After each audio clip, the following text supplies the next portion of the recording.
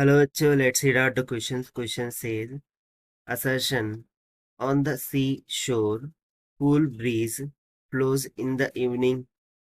So बोला जा रहा है कि जो सी पर जो भी शोर कूल्स ब्रीज होती है वो फ्लो करती है इवनिंग्स में।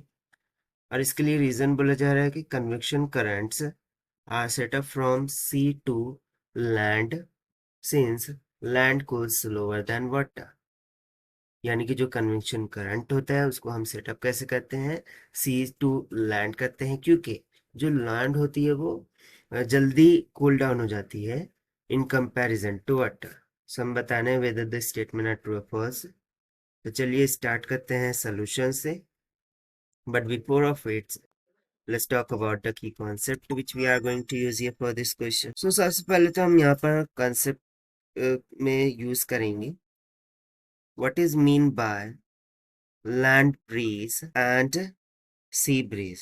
So basically land breeze की यदि मैं बात करूं, so land breeze के टर्म में the movement of wind move from land to sea। जो movement of wind होती है वो कहाँ से कहाँ तक होती है, लैंड टू सी होती है, किसमें, लैंड ब्रीज में।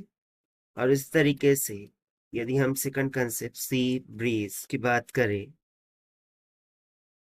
सो द मूवमेंट ऑफ विंड यानी कि wind move from sea to land, यानी कि अपोजिट टू दैट। सो बस इन्हीं कंसेप्ट का हमें यहाँ पर यूज करना होगा। तो सबसे पहले तो जो लैंड और सी ब्रीज होती है ये क्यों अराइज होती है, they were arising due to differential heating of land and water bodies. So that land and sea breeze arises due to the differential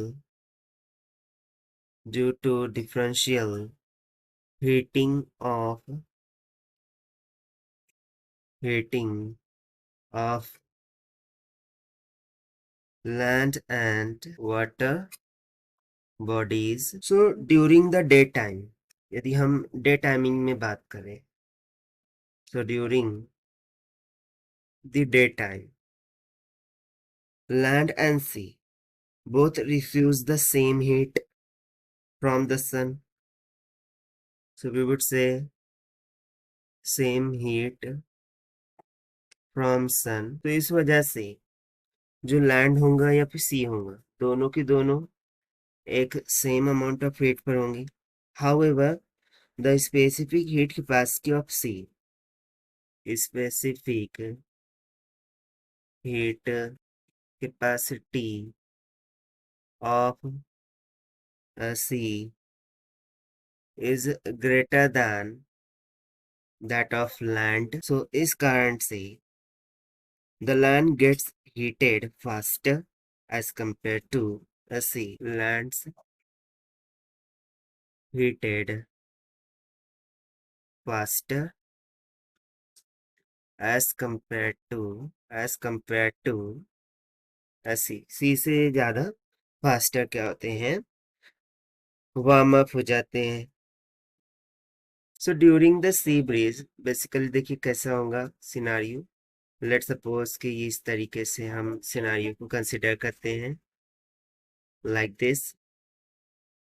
सो देखिए ये यहाँ से जो भी वार्मर हीट है वो ऊपर की तरफ क्या होती है, इस तरीके से ट्रांसफर होती है, which is due to the heat of a sun. So basically they were standing from the land because land gets heated faster as compared to sea।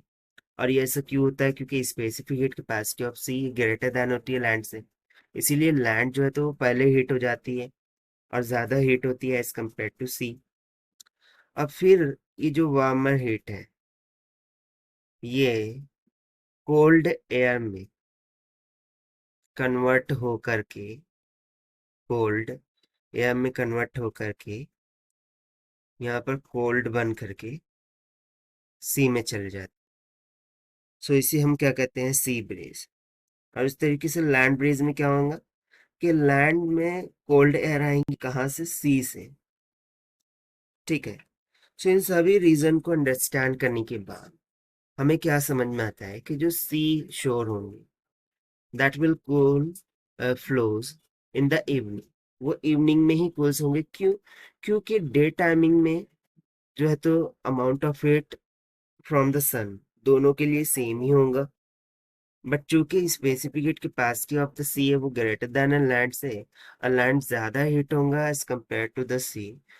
तो इस कारण से इवनिंग में जो है तो सी शो वो कूल ब्रीज को फ्लो करेगा। कब? इवनिंग में, not in the day timing. और साथ साथ जो रीजन बोल रहा है कि कन्वेक्शन करंट ये सेटअप होते हैं सी टू लैंड, चूंकि land cools slower than water. So ये रीजन बेसिकली इनकरेक्ट हो जाएगा। क्यों? क्योंकि यहाँ पर हमने रीजन में देखा कि जो स्पेसिफिक कैपेसिटी है सी की वो ग्रेटर देन होती है लैंड से। So obviously land will get heated faster as compare to sea. So उस कंडीशन के अकॉर्डिंग हम यहाँ पर कन्वेक्शन करंट को सेटअप नहीं कर सकते from to sea to land, जहाँ पर लैंड कूल्स हो रही होंगी वाटर से। In fact it is totally opposite to that of the region. So that is why assertion is true, but reason is false. Yani ki option C is going to be correct. So this is the required solution. I hope you understand well. Best of luck. Thank you.